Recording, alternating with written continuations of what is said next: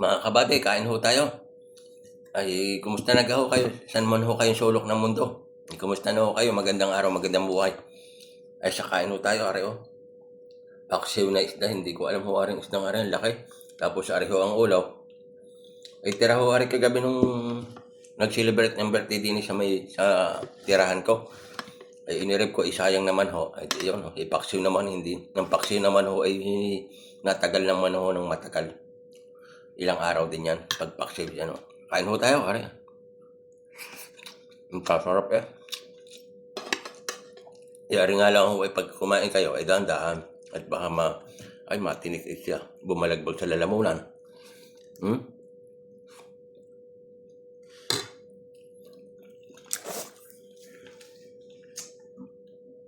Sinasabi na nga sa hula eh.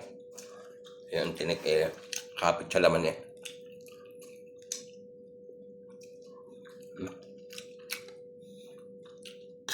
Ang maliliit na malalaki pati yung tinik. Dikit sa laman. Kaya ari hindi pwede sa mga bata. Oh. Yung masarap. Yung maninamnam yung isda.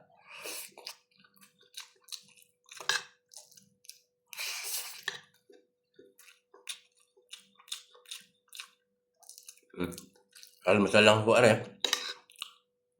Bago ako pumasok sa trabaho, ay time check din ho sa Maskat Oman, 8:47 ng umaga.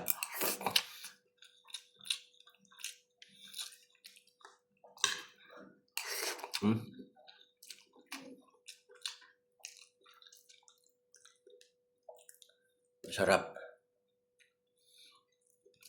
Pero ang tinik ako, mag-iingat talaga.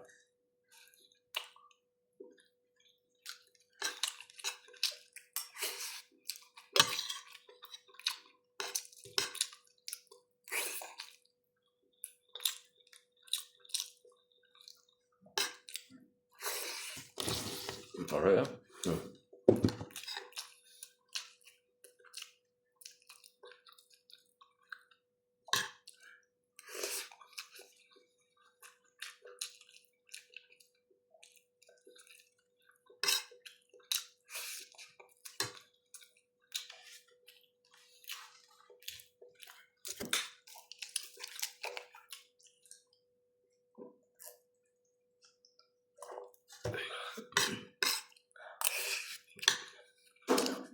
Kasarap nga oh.